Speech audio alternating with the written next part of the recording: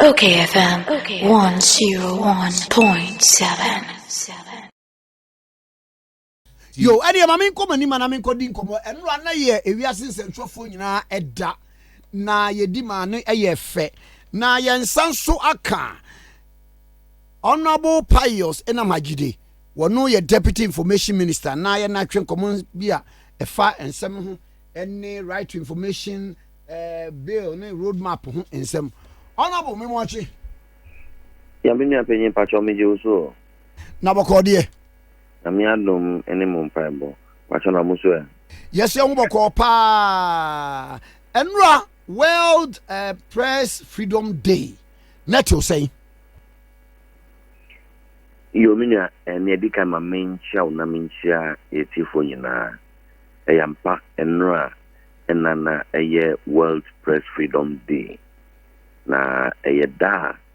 we are singing a Kabonko United Nations, a General Assembly, to Muse Afibiano on the 3rd of May. Yen en Kaya Humbomo, na Yenyanumu is a Jeffo, a Juma Pa, or Mudi, Edima, Mamai, and Puntuno, Yemboma Basu na. Yen kai here ebe here say ye benya insentrefo ewo yentim na yasambu hunkunta bebia wo madwuma no ekwa koduru freedom wa na say because freedom I mean the state of freedom of the press throughout the world na yen hwe ekwan so a ye betumi abo Yenyanumu is a job for whom by every attacks here, everybody bomb musodo. It me bomb whom by every attacks no. Na ebium umwa omu to me crampo esho munkwa ewo omu jumedie mu no sada no ye kai wo mu nso na ya celebrate wo mu na enu ano wiase fana nyina Asia ye ewo Addis Ababa ewo Ethiopia na yatu San Ghana ntini yempenyifo no Minister for Information Honorable Kujopon Nkuma ene dieni ne call Ethiopia ekodi djuma no ewo Ghana dem na efie no yenso ye Ghana Journalists Association for any yenyina yaka media any press freedom sasemi ehunu yesu ye ejumedie ekitiwa bi ewo International Press Center ubekaya je kufo NPP4 apenso bebi etwemu yes dan fefe bi edi ma Ghana se jefu nyina se umufanye wo office ayefro press center eho na enra yensu yedi ejuba no eyampa se na medi kankano inde robo juma no eyadibia ehia omambia enkabom ene nempuntuyo enti no brani no wo se yetumi enhana yembuhu nkunta na yenhwe se omojuma no ekosen na omwanka sanso etumi epotoka semu yesi yetumi ye self introspection bisa ye hu se himfa na ade no akotochi makakra afei de no insemfo a yedina so a yedidi sa da kese no media for democracy, journalism and elections in times of disinformation na wohwemwa ekese ewiase fana nyina no ne dikan ye pese yenwu etwakan a eda mu de roboduma eni sa kebima menkebi na se edoduo amemu aye friend democracy no ama nyina na se wiase nyina epese ye interrogate relationship a war between mumwejuma eni amanyosan ebio munuso no was said wohwe topic and I said team ni ya say we are fa na nyina ya gya to mu say sisi ade ye fa no disinformation and I say misinformation and I say fake news no ya dia ye nyina ya gya to mu say ewo ho sisi ntino kwan ben na betumi afa so asa asia no ebiom so no yen abato asem edien ene yen ederobofo na sensenchefo edien ni yasodie ewo abato nsem emu asem nyina no ena no a wo se anka yedi hu enkomo ye we nyina no ye reflecting on these questions no so no na eye aban na se die se na se aban ne pese yen fasa akwenya enso na yen sense su dia ebiom se ekwan bia aban be faso a ye bekai esenchefo echi na omadwuma no yetumi hyemu kena aban no eye krado se nia ye beye no ye beye ebiom so no aban no efasa akwenya isu asambo yenuano mo esenchefo abaso papa wohwe yabakosemu a babia yabedu sesei no esenchefo muso mu ka ho papa mu boaye papa se wohwe se okon ayekuntia se asoja ban a eye dictatorship military dictatorship se yen kokebima mekebi amamumu no esenchefo muso mo play mu role papa ebiom so no se wohwe ya friend say kwa yekutia katasise proyemi kankan mpo mundero bofo musumu abua papa nanse ya ganamse ba ya na rodan kwakufa do ni na ban dc omani so se yebetu ganamse free yeniye emu ewo yemai mu no ndero bofo mu bua ye papa se eba efi ya ejare ya ye ya adwene se ye beboa na Ghana eba beye krabehwe man a efi no ye beye efi ho kwakra no mu the robot for isu eno so mo dwene fight no until we recognize your partnership the aban no aye krado se ye bet time wache the sente no ye nhihye aban na ye nhihye me boss on abuko jo honkoma e dia tuju adadaw say you see ye beye media capacity improvement program B na enunu ya jia tumu se Ghana ha no ye journalist no ye capacity no ye will be na mumu epukwa iso etogumu nti no ho banya se from time to time no ye beye capacity enhancement the media na ye nuanu mu essential for no one ye dibi ebe kan ade sen nyina no na your friend saying new knowledge back that new knowledge no so I was saying so we are adapting na we can be competitive and move with the times and you know ye share juma say ye deserve media capacity enhancement program no back baby ye do sisi ano ye clear in our mind say aha na ye pe kwan no na ye pe say ye faso na mumu ye san pe say ye ni incentive adwuma kuo any impenyufo bibria sa incentive adwuma e form no yentu ato adwen ye pe say ye badwia de no ho keke na every year ho na ye dia besi musu say and I say no. The Portugal consultations are underway. Usha Nipado do saying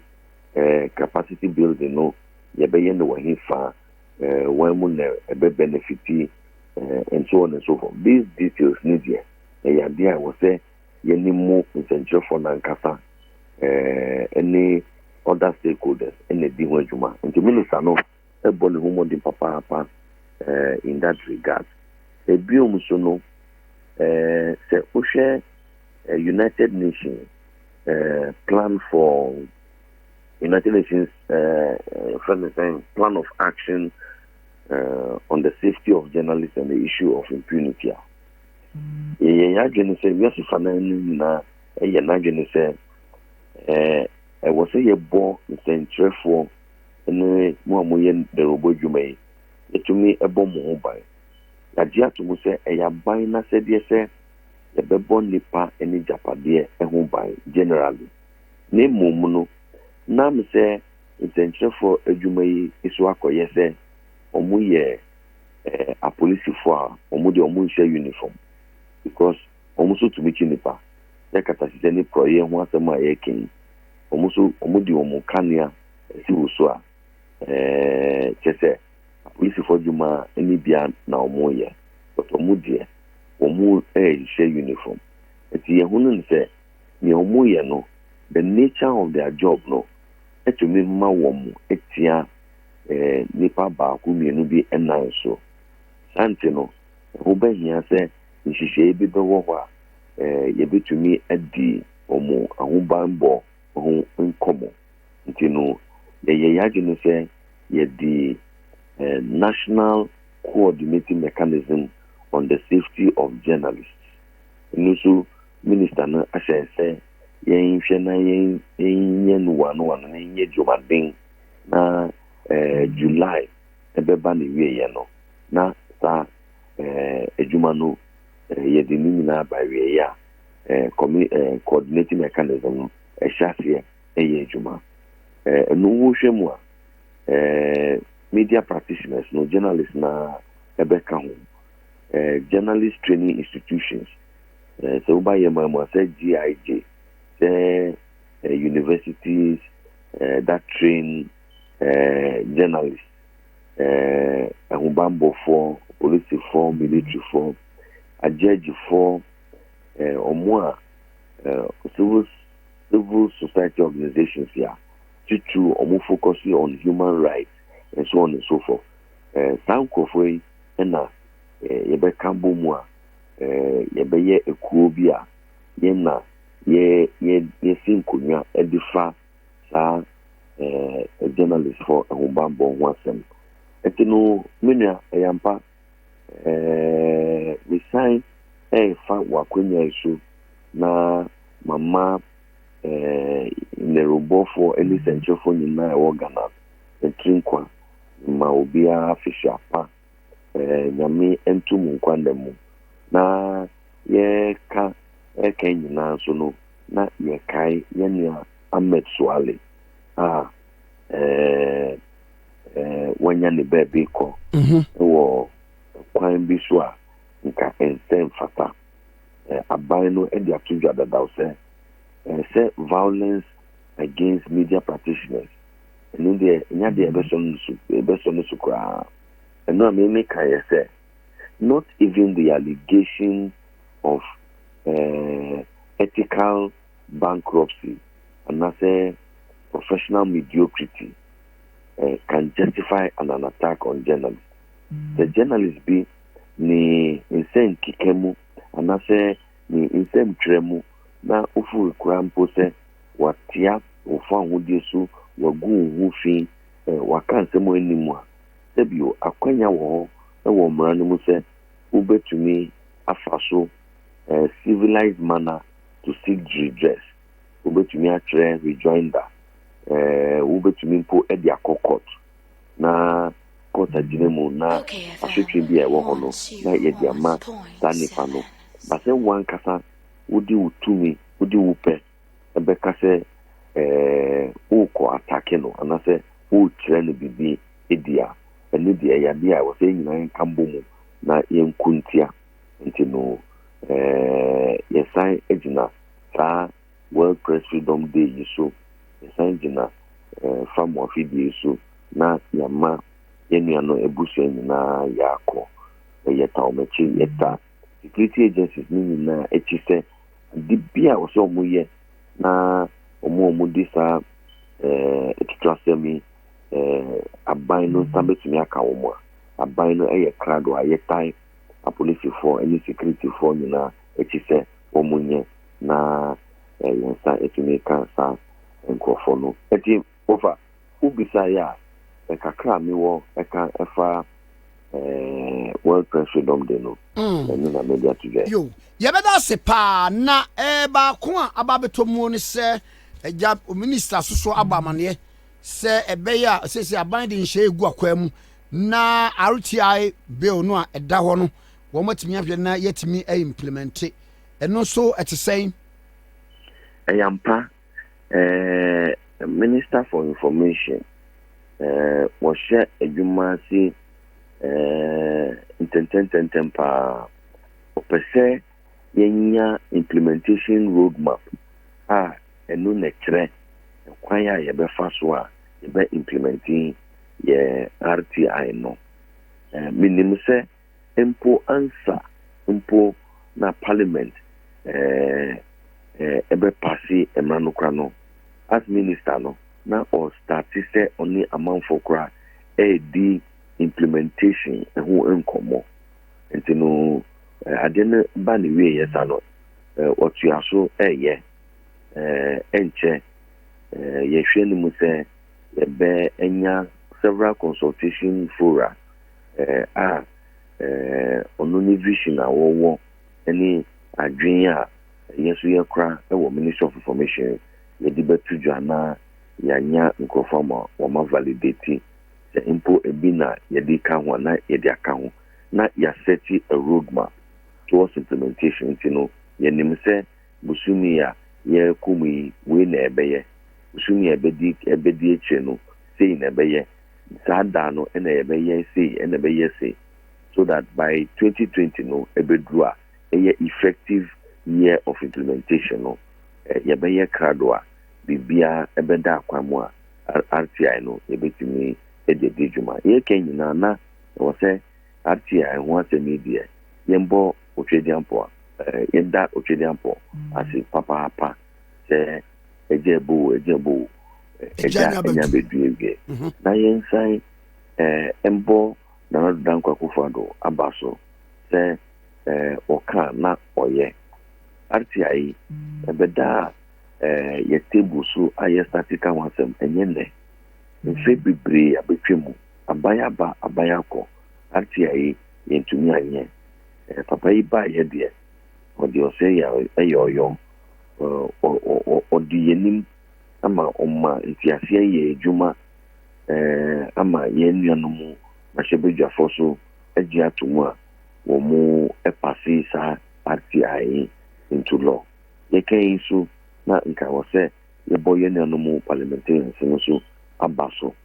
se emrane de wo se kwan bia so edu ba bia ye mpase ye koyenim na se pese ye di bi ka ho a kwan wo ho se ebetumi di bi aka ho mpo ye pese ye bi fimu kra na kwan wo ho se ebetumi eyi bi fimu ase de bia na ye hu se kwakoye se na de bia ye mpase emre no the boldness and decisiveness of His Excellency the President and the Parliament of Ghana no yenia so papa ntino magina Ghana for na mo do pay na me de asi the PSA pa eduma ye mampanyi ene ye mahwebeja for no ma ya de honorable medicine no pay family me da say enra so no woni opani ya aboadu aye boafo chairman National Media Commission me mo picture da fe pa who's on so call or say chief secondary okay ho so nam so me call you oh okay entina mo ben sa no mo ben papa no lawyer ayeboafo ye chairman of the Media Commission no ono so edi insempi to dwa or can say self regulation mo ankasa no ye pese ye di emra ebekire se journalist for say any say na mo be ye modwuma ade na kwakoye se citizen journalism ababebre enunu protocol we hide behind the anonymity of social media obi or social media ebi ampo wakotre din bi yes yenim se yeni din o fonina odi atu ho se yeni DP onu akasa wo yenim na okese tutu fake news gumu sa atɛmdidie nkua wokɔ Facebook wokɔ social media nam adeɛ a yɛfrɛ no citizen journalism nti no atɛmdidie yɛn no yɛfoa so sɛ sɛna mampanyin kae sɛ yɛnyɛ citizens no social media so etumi ɛyɛ akwanya bi a etumi fa so ɛde ayɛ citizens but citizenship no it must come with responsibility. Citizenship no ɛno nkyerɛ sɛ wobɛdi atam. Citizenship no ɛno nkyerɛ sɛ wobɛtwa ntorɔ. Citizenship no ɛkyerɛ sɛ ɔsɛ wofa obuo ne nidie ɛma yɛho but ne yɛkɔ so seesei deɛ ɛyɛ asefo mu kakra nti no yɛbɛsrɛ sɛ yɛn a yɛyɛ professional journalist no sɛ yɛnso yɛde yɛkyerɛ na nea citizen journalist fo no ɛyɛ na yɛyɛ professional saa nso na yɛnso yɛyɛ a ɛnɛ sɛ na difference bi animu nti no ɛno nso yɛka sɛ we must differentiate ourselves as professional journalists from sebi citizen journalism ebi a ɔmo no ɔmo mfa ntitie bi mu ansa na ɔmo yɛ ne ɔmo yɛ yɛn deɛ yɛfa ntitie mu yɛnim the ethics of the job yɛnim sɛ ɛnya deɛ a ube sacrifice accuracy anase ube double checking adeɛ bi nam sɛ open tem sɛ ube breaking news no na yaka sɛ asimesi na breaking news no ntino untu ubu checking po unyati ya na udi atumu trasa debi entumi enye ne saa ebiom so no ye koka nsɛm na woyɛ de robonia wo kyerɛ wadwene a wobɛka ama nkɔfo ate asɛ sɛ we deɛ ɛyɛ mimagye nkyerɛ but edu baabi a yɛde yɛadwe nkyerɛ no any fact no yɛ confuse no yɛka yɛadwe nkyerɛ as though ɛno na ɛyɛ fact no ɛno no pɔtɔ kasa mu yɛtumi ka no sɛ opinion journalism ɛnyɛ no ne ɛwɔ sɛ journalist deɛ report the fact accurately na emomu sɛ wankasa wopɛ sɛ wokyerɛ w'adwene wɔ ho deɛ a ndeɛ wɔ sɛ woma yɛ nyinaa ho no sɛ we deɛ ɛyɛ mimagye nkyerɛ because wo so wo adwene you have your opinion as a journalist but your opinion as a journalist is not a fact it's not sacrosanct nti wo so wo kyerɛ w'adwene a ma yɛ ho no sɛ o mi so m'adwene na mi kyerɛ but we and a fact no but sometimes akwa say we confuse the two until no we nyina na enra world press freedom day my opportunity say yankasa yebeye self introspection yebisa yehu question back me no we mu na enra ye nyina ye bi hu abobo e wo press center e wo crime opani ye beda se no pay isumi da so fa yes ye da se Onimunya for Pius Enam Hajide, Deputy Information Minister, and I check on K101.7. So in